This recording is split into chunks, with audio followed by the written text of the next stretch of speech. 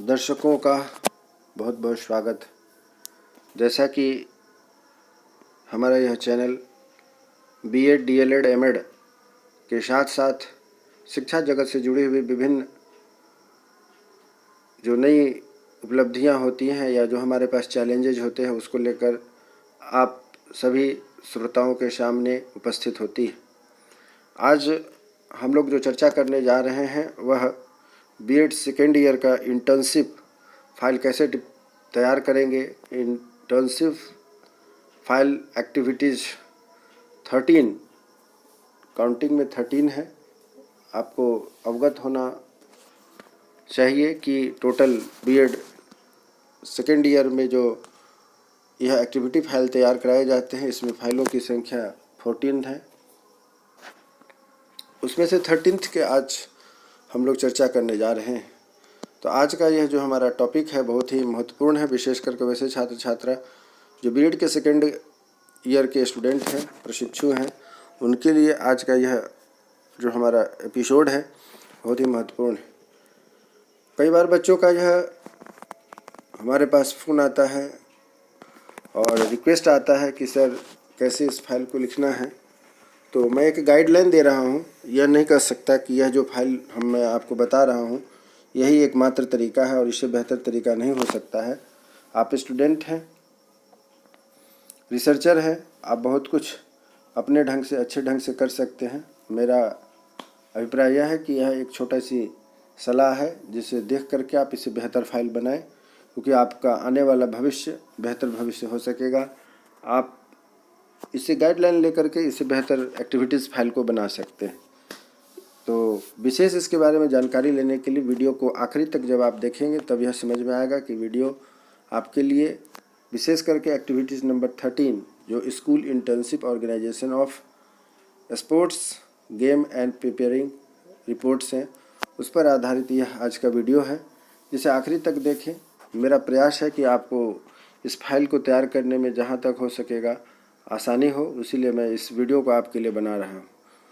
आप आखिरी तक देखेंगे जिससे आपको यह समझ में आएगा कि यह फाइल हमें कैसे तैयार करनी है। जब अच्छा लगे then okay, share and like करें और फिर बाद बाकी जो आपकी इच्छा हो फिर उसको हम लोग आगे डिस्कशन करेंगे। चलिए आगे बढ़ते हैं। तो जैसा कि आप देख रहे हैं यह फर्स्ट पेज है जिसमें कि हम लोग डिस्कशन करने जा रहे हैं कि school internship organisation of sports games and preparing report. नाम से जैसा कि साफ साफ पता चल रहा है कि स्कूल में जो आप इंटर्नशिप करने के लिए वहाँ गए हुए हैं उसके अंतर्गत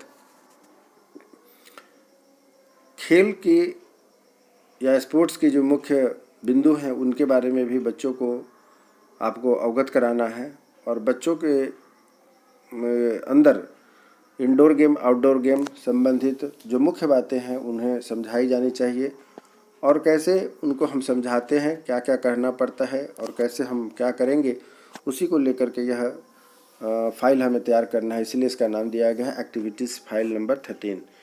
इसमें है नेम एंड टीचर ट्रेनिंग्स, उसके बाद इसमें है सेक्शन ए बी क्या होगा आपका, रजिस्ट्रेशन नंबर क्या है, क्योंकि यह सेकेंड ईयर का एक्टिविटीज़ है तो निश्चित रूप से आपका university related registration number, university related roll number ये सभी मिल गए होंगे।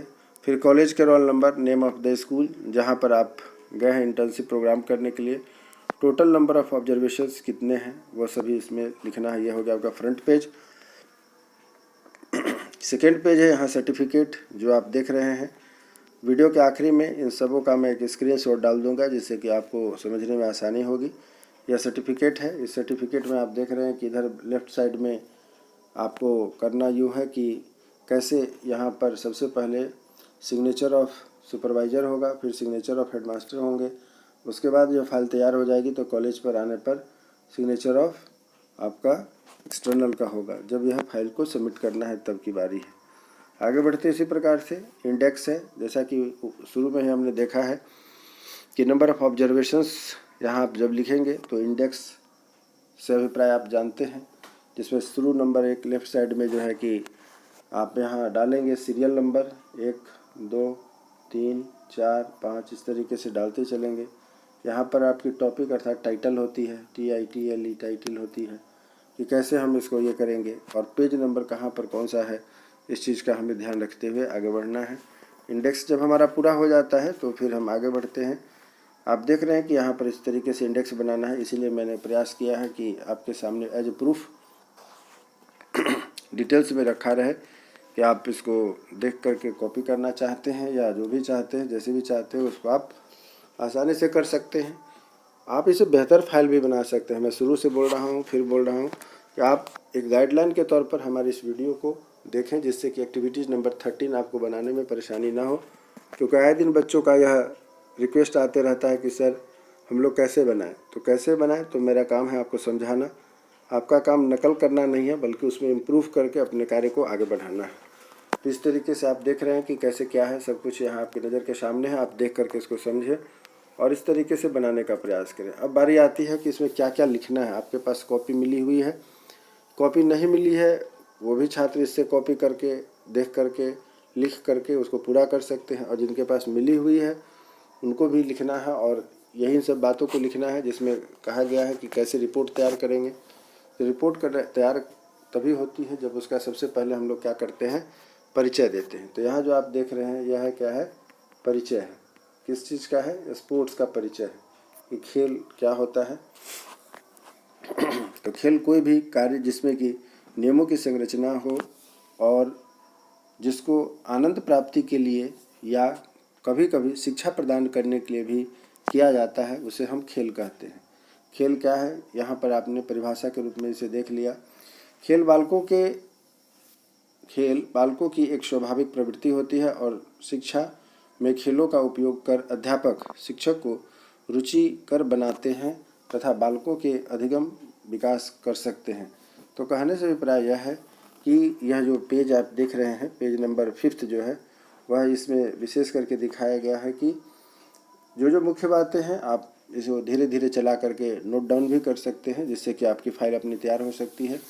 फिर इसी के बारे में, जैसे कि हम लोग अपना थ्योरी का पढ़ाई करते हैं, उसी प्रकार से खेल का परिचय देने के बाद कुछ मनोवैज्ञानिकों के नाम और उनकी विचार दिए गए हैं, जो आप देख रहे हैं यहाँ कलरफुल में दिया गया है। फिर खेल की क्या विशेषता है वह भी आपके सामने है। वैलेंटाइन साहब का क्या विचार है, या फिर अन्य जो शिक्षाविद रहे हैं, मनोवैज्ञानिक रहे हैं, उनके द्वारा खेल को लेकर के क्या कहा गया है, वो सभी चीज़ों को यहाँ देख रहे हैं, जिसमें लिखा है कि खेलों के द्वारा बालकों को आनंद और मनोरंजन प्राप्त होता है। उसी प्रकार है कि यह आत्म प्रकाशन तथा आत्मविलंबित के अवसर मिलते हैं। स्वावलंबी या आत्मविलंबित जो कहा जाता है, अभिव्यक्ति की जो है कि आपको मौका दी जाती है। खेल पूर्ण रूप से ऐच्छिक क्रिया होती है, किसी के दबाव में आप एक अपना नेचुरल गेम नहीं खेल सकते हैं। दबाव में का जो खेल होता है दबाव जैसा ही होता है, इसलिए कहा गया है कि खेल पूर्ण रूप से एक ऐच्छिक क्रिया होती है। खेलों के लिए किसी प्रकार का दबाव नहीं किया जा सकता है और इसके लिए पूर्ण रूप से स्वतंत्र वातावरण का निर्माण किया जाता है। ये हो गया आपका खेल संबंधित परिचय। अब रह गई बात कि अब आगे क्या करना है। तो हमारे देश में कुछ जो राष्ट्रीय खेल हैं, जैसा कि खेल का ही परिचय देना है, तो हमारा एक राष्ट्रीय खेल है जिसे हॉकी कहते हैं। उसके बारे में यहाँ पर आप देखिए कि कुछ लिखा गया है, जिसे आप आराम से इसको धीरे धीरे से चला करके आप अपना कॉपी में नोट कर सकते हैं, अपनी फाइल तैयार की जा सकती है। इसमें साफ साफ लिखा है कि भारत में यह सबसे पहले जो आपका खेला जाता था, सबसे पहले कोलकाता में यह खेल खेला जाता था। भारतीय टीम की सर्वप्रथम वही संगठन हुई थी। 26 मई सन 1928 में भारतीय हॉकी टीम प्रथम बार ओलंपिक खेलों में सम्मिलित हुई और विजय प्राप्त की थी। तो हॉकी खेल के बारे में यह परिचय हो गया। इसी प्रकार से और भी आगे आपको पॉइंट मिलेंगे। पूरे टॉपिक को मैं पढ़ नहीं रहा हूँ, क्योंकि यह आपका जो कोर्स स्टडी होता है उससे रिलेटेड यह टॉपिक है नहीं, इसीलिए हर एक बिंदु को मैं पढ़ नहीं रहा हूँ, परंतु धीरे धीरे कोशिश कर रहा हूँ कि आपको व्याख्या की जाए और व्याख्या में क्या क्या करना है, कैसे करना है, वो सभी मैं बताते जा रहा हूँ। उम्मीद करता हूँ कि आप इसे समझेंगे और इसी अनुसार आप फाइल बनाने की तैयारी करेंगे। इससे बेहतर ढंग से भी आप बना सकते हैं। जैसे कि इसमें आप देख रहे हैं कि इसमें एक चीज़ की कमी है, यह भी किसी स्टूडेंट के द्वारा बनाया गया हुआ फाइल है। विशेष करके इसमें कमी है कि कुछ रिकॉर्ड्स इसमें होने चाहिए था कि गेम की जो प्रक्रिया है उन सब चीज़ों को थोड़ा और डिटेल्स इनको देना चाहिए था, जिन्होंने इसको और ज़्यादा डिटेल्स में नहीं दिया है। जैसे कि इसमें कहा गया है कि प्रिपेयरिंग द रिपोर्ट में कि कौन से गेम कितने देर का होता है, कितने गोल होते हैं, किस खेल में कहाँ कहाँ स्टेडियम है, किस खेल का कहाँ स्टेडियम है, किस खेल से जुड़े हुए कुछ खिलाड़ियों के नाम होने चाहिए। और इस तरीके से एक चीज़ और ध्यान रखना है कि जो खेल के बारे में आप लिख रहे हैं उस खेल को दर्शाने के लिए बगल के पेज जो आपको दिए गए हैं वहाँ पर प्लेन पेपर भी है। जैसा कि यहाँ पर आप देख रहे हैं, यह प्लेन सादा पेज आपको दिखाया गया है। इस सादे पेज में आपको उस खेल से संबंधित कुछ फिगर, चित्र भी डालने चाहिए। आपका फेवरेट गेम कौन सा है उसको विशेष करके आप इसमें अपना स्थान दें, जिससे कि इससे रिलेटेड यदि कुछ क्वेश्चन आपसे वाइवा में पूछा जाता है, ऑब्जर्वेशन जब आपका किया जाएगा एक्सटर्नल के द्वारा, तो आप उसमें जवाब आसानी से दे सकते हैं कि आपका जो फेवरेट गेम रहेगा उस पर आधारित यदि आप फाइल बनाते हैं तो यह आपके लिए बहुत ही आसान होगा कि उस पर जवाब दिया जाए। जो जनरली एक्सटर्नल आने के बाद आपसे आपके मन पसंदीदा जो गेम है उस पर आधारित कुछ क्वेश्चन पूछते हैं। तो इस चीज़ के लिए आपको इसमें ध्यान रखना चाहिए कि हम ज़्यादातर प्रयास करें कि वैसे गेम पर रिकॉर्ड तैयार करें जो कि हमारा फेवरेट गेम रहा है। इसी प्रकार आगे बढ़ते हैं। नेक्स्ट जो हमारा टॉपिक है उस पर है कि छोटे बच्चों के लिए खेल का क्या महत्व है, इसे भी दिखाना है, क्योंकि जो हम पढ़ाने गए हैं, इंटर्नशिप करने गए हैं, वह छोटे बच्चों का क्लास है, स्कूल है। वैसी स्थिति में हम जब रिकॉर्ड तैयार कर रहे हैं तो निश्चित रूप से यह ध्यान रखना है कि यह छोटे बच्चों के लिए खेल का क्या महत्व है। तो छोटे बालकों के खेल में किस तरीके से छोटे छोटे बच्चे खेल खेलते हैं, क्योंकि छोटे बच्चे क्रिकेट या हॉकी या इस तरीके के बड़े गेम को, आउटडोर गेम को नहीं खेल सकते हैं, क्योंकि उसके लिए विशेष स्थान की आवश्यकता होती है, विशेष प्रशिक्षण की आवश्यकता होती है, विशेष संसाधन की आवश्यकता होती है। तो वैसी स्थिति में छोटे बच्चों को कौन कौन से खेल सिखाने हैं इसको लेकर के यहाँ पर बताया गया है कि छोटे बच्चों के खेल में चोर सिपाही, फिर पिट्ठू, रस्सी का कूद, कबड्डी, ये सभी खेल खेले जाते हैं। और घर के अंदर खेले जाने वाले जो खेल होते हैं उसको आप यहाँ देख रहे हैं। घर के अंदर खेलने जाने वाले खेल को हम इंडोर गेम के नाम से भी जानते हैं, जिसमें बालक स्थिर होकर के खेलते हैं, जैसे कि लूडो, शतरंज, कैरम वगैरह वगैरह। मैदान में जो खेले जाने वाले गेम होते हैं उसका भी परिचय यहाँ दिया गया है, जैसे कि उछल कूद, भाग दौड़, हाई जंप, लॉन्ग जंप, है ना। उसके अलावा और कुछ हैं जो कि हॉकी, क्रिकेट, खो खो इत्यादि। ये आउटडोर गेम जितने भी होते हैं वे अकेले नहीं खेले जा सकते हैं, उसमें टीम की आवश्यकता होती है और टीम में खिलाड़ियों की संख्या भी पूरी होनी चाहिए। और जो इंडोर गेम हम खेलते हैं वे हम सभी सिंगल भी खेल सकते हैं और यदि ग्रुप में हैं तो भी खेल सकते हैं। लेकिन जहाँ कहीं भी आउटडोर गेम खेले जाते हैं या खेले जाएंगे उसमें ज़्यादातर ऐसे गेम हैं जिन्हें कि हम बिना ग्रुप के या बिना समूह के नहीं खेल सकते हैं। तो आउटडोर गेम की एक अलग महत्ता है कि उसमें अधिक से अधिक खिलाड़ियों की होने की ज़रूरत होती है और साथ ही साथ उसमें फिजिकल वर्क, शारीरिक शक्ति का अधिक प्रयोग होता है, शारीरिक मेहनत अधिक पड़ते हैं। तो वैसी स्थिति में क्या है कि हर तरीके के बच्चे आउटडोर गेम में नहीं खेल सकते हैं और इंडोर गेम एक ऐसा गेम है जिसमें सभी बच्चे आराम से बैठ करके खेला जा सकता है। इंडोर गेम में और आउटडोर गेम में एक और बहुत महत्वपूर्ण बात यह है कि जैसा कि नाम से स्पष्ट है कि आउटडोर गेम जब भी हम खेल सकते हैं वहाँ का मौसम साफ़ होना चाहिए, क्लियर होना चाहिए, अन्यथा बाहर में हम नहीं खेल सकते हैं। लेकिन इंडोर गेम जो होता है उसमें किसी मौसम का प्रभाव नहीं होता है, वहाँ पर आराम से आप एक छोटे से जगह में भी अपने गेम को खेल सकते हैं।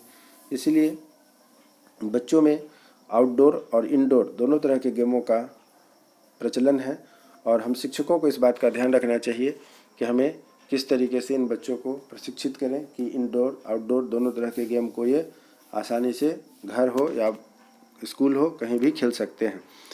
खेल में शिक्षक में खेल का क्या महत्व है, शिक्षा में खेल का क्या महत्व है, इस चीज़ का भी यहाँ पर देख रहे हैं कि बताया गया है। एक योजना में आयोजित हुआ है कौन सा खेल का शिक्षा में आने से बच्चों में पढ़ाई बोझ नहीं लगती है। खेल विधि द्वारा छोटे बच्चों को पढ़ाई बोझ नहीं लगती है। खेल के द्वारा छोटे बच्चों को अधिक सिखाया जा सकता है और सरल रूप से सिखाया जा सकता है। अब खेल भी दो प्रकार के होते हैं, जैसा कि आप यहाँ देख रहे हैं, रचनात्मक खेल और प्रतिस्पर्धात्मक खेल। तो रचनात्मक खेल में आप देख रहे हैं कि यहाँ लिखा है कि मिट्टी के घर बनाना, दृश्य बनाना, बलों के द्वारा विभिन्न आकृतियाँ बनाना, है ना, इत्यादि जो होते हैं, क्रिएटिविटी वाली जितने भी गेम्स होते हैं उन्हें हम कहते हैं रचनात्मक खेल। और प्रतिस्पर्धात्मक खेल उसको कहा जाता है जिसमें दोनों ग्रुप जिनके बीच बच्चे खेल रहे होते हैं उसमें हार जीत का फैसला बहुत ही संघर्ष के बाद निकल करके सामने आता है। तो वैसे गेम, ऐसे विशेष करके जो गेम होते हैं, दो दलों के बीच खेले जाते हैं जिनमें मुकाबला हार जीत तक का होता है। और प्राय ऐसे खेल सामूहिक होते हैं जैसे हॉकी, फुटबॉल, क्रिकेट इत्यादि। और इसी तरीके से कुछ खेल होते हैं जिसे कि हम स्थानीय खेल भी कहते हैं, जो उस क्षेत्र में विशेष करके खेले जाते हैं, जिन्हें कि जहाँ से वह क्षेत्र खेल बिलोंग करता है, उस क्षेत्र में उसकी विशेष प्राथमिकता होती है, वहाँ के लोगों के बीच में इसकी अच्छी पकड़ होती है। जैसे स्थानीय खेल में आ जाता है परंपरागत खेल, कबड्डी, खो खो, गुल्ली डंडा इत्यादि। ये सभी खेल जो है सो स्थानीय खेल होते हैं।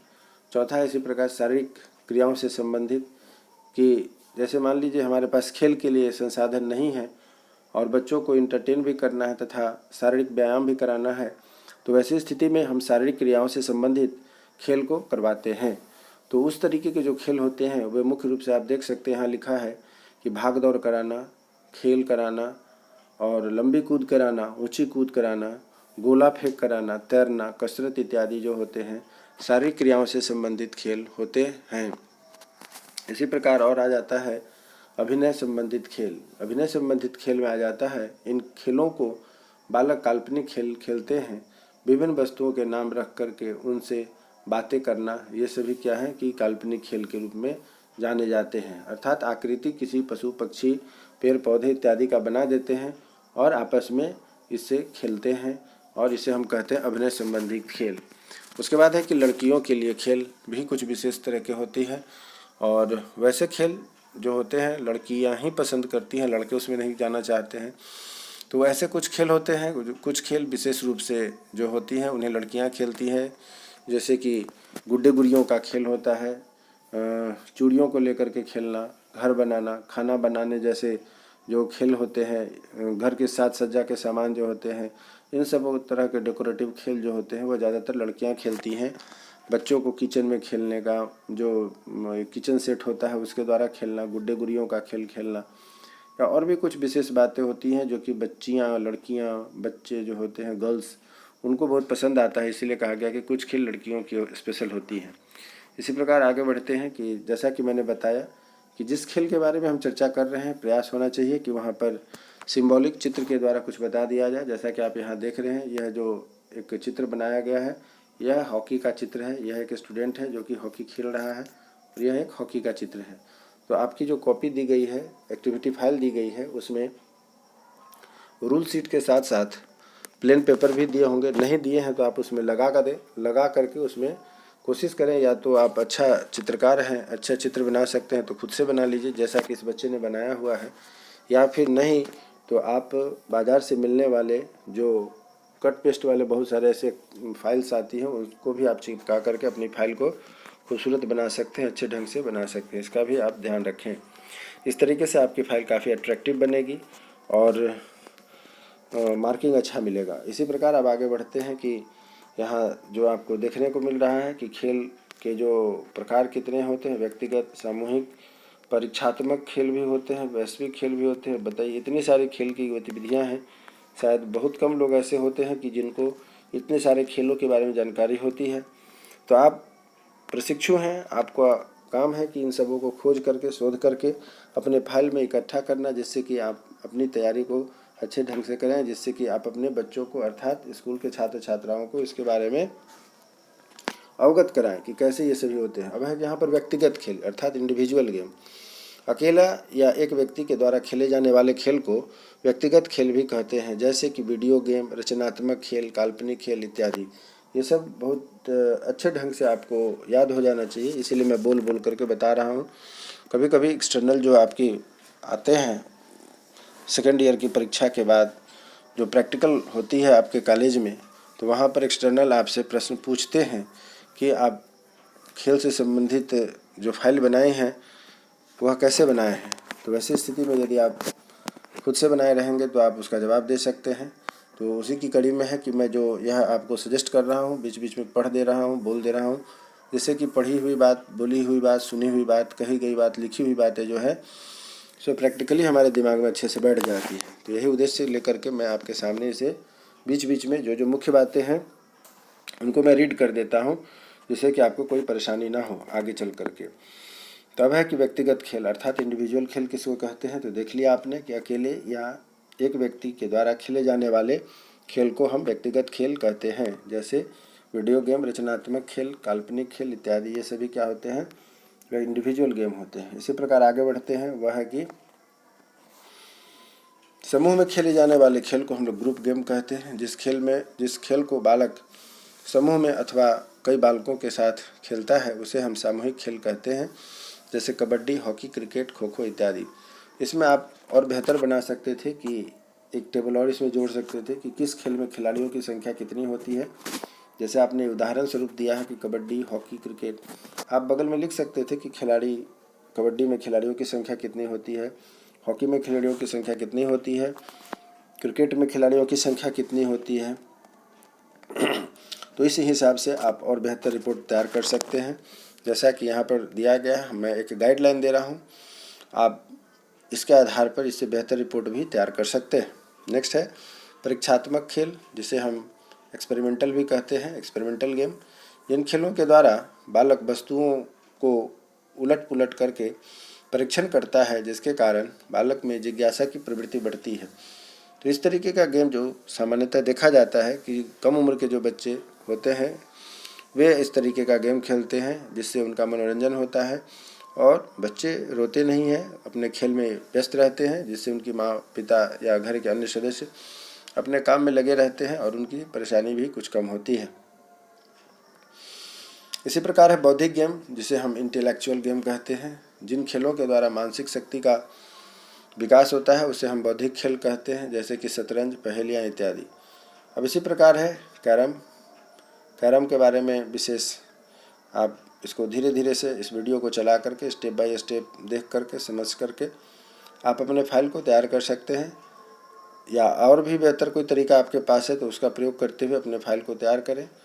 मेरे पास कई बच्चों के फ़ोन आते हैं, मैसेज आते हैं कि सर कैसे तैयार करूं, क्या करूं, समझ नहीं आ रहा है। तो हर एक बच्चे को यह टॉपिक समझाना संभव नहीं है। जहां भी हम आप सभी पढ़ा रहे होते हैं 1 to 1 बच्चों को समझाना पॉसिबल नहीं है।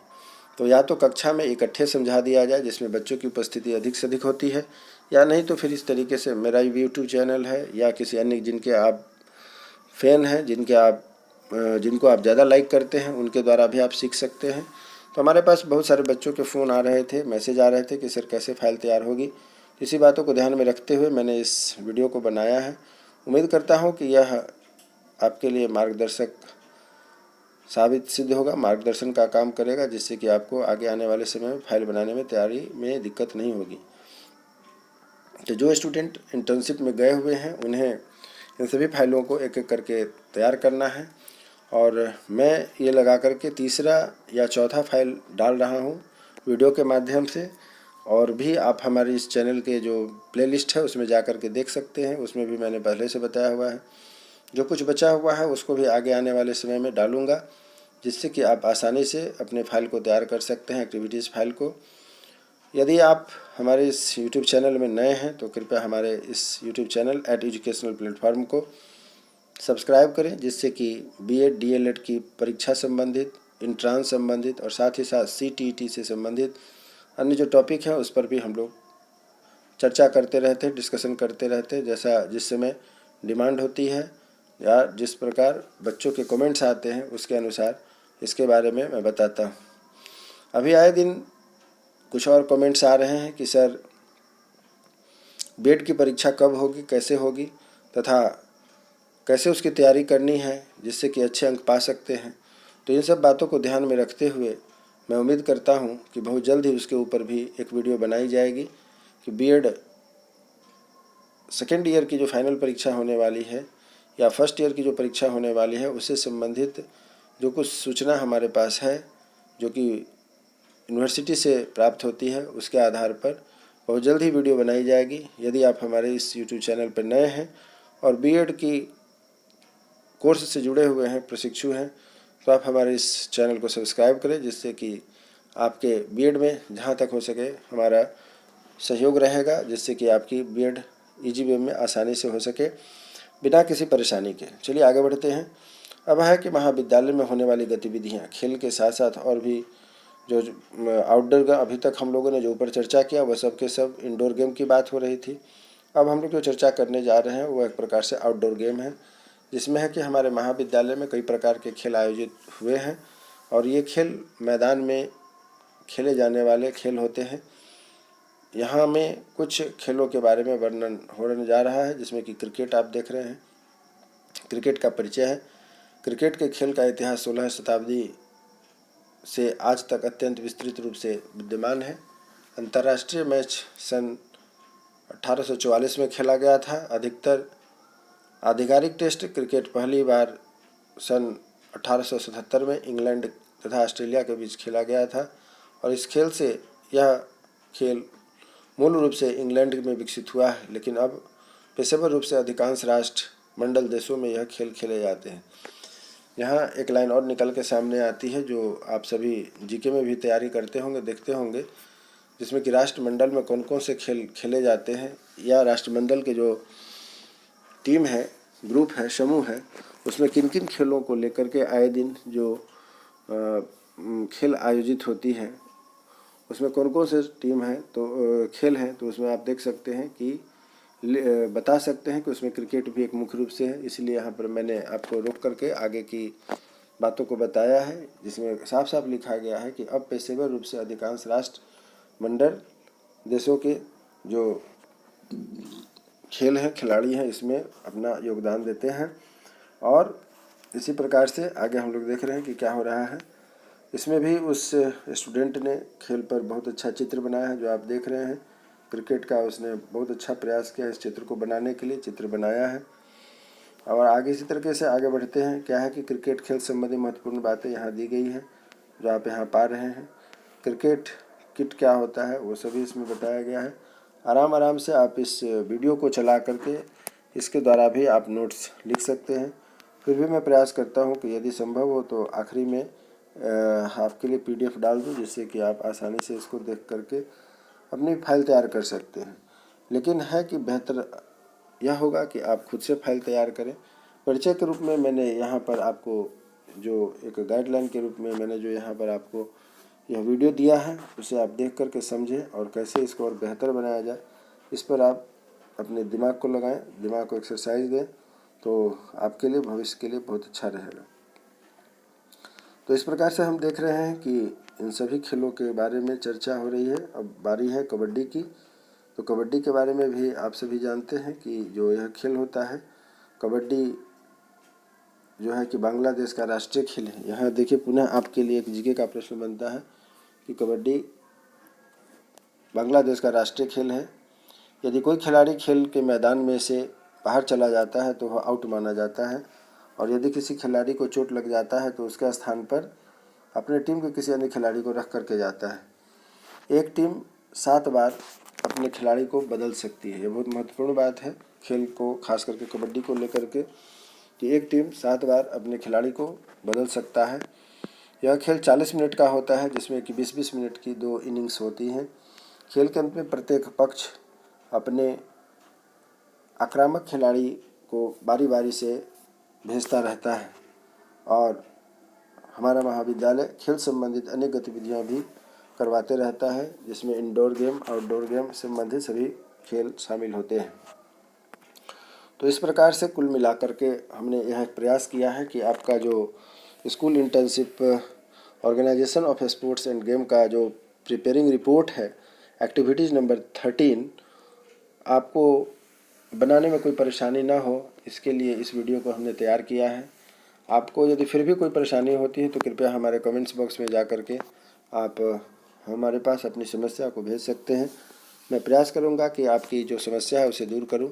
और वीडियो जैसा कि अब अंत हो रहा है, मैं प्रयास करता हूं कि इसमें आपको यदि इसका PDF दे सकूं तो आपके लिए बेहतर होगा, या नहीं तो आप शुरू से भी वीडियो को चला करके धीरे धीरे आप अपनी फाइल को तैयार कर सकते हैं। यह एक सजेशन मात्र है, आप इसे बेहतर फाइल तैयार करें। आप जिस भी महाविद्यालय के स्टूडेंट हैं और जिस भी सत्र के स्टूडेंट हैं, उस सत्र से विशेष मायने नहीं रखता है। आपको यह जो गाइडलाइन दी गई है इसके आधार पर एक अच्छा वीडियो एक अच्छा अपना एक्टिविटी फाइल तैयार करें, जिससे कि आपके अच्छे नंबर आ सकें। इसी उम्मीद के साथ कि आपको हमारा यह प्रयास सफल लगा होगा, सार्थक लगा होगा। और यदि सार्थक लगा है तो कृपया हमारे इस वीडियो को लाइक शेयर के साथ साथ अपना छोटा सा प्यारा सा सब्सक्राइब दें, जिससे कि आगे आने वाली आपके BEd, DLEd, MAd तथा इससे रिलेटेड जो भी शिक्षा और रोजगार से जुड़ा हुआ मैसेज आपके लिए होगा वह सबसे पहले आपके पास नोटिफिकेशन के तौर पर पहुंचेगा। इसी उम्मीद के साथ कि आप मन लगा करके पढ़ें, स्वस्थ रहें और एक हमारे नए वीडियो का इंतज़ार करें, जिससे कि हमारी आपकी मुलाकात फिर नए वीडियो में होगी। तब तक के लिए जय हिंद, जय भारत।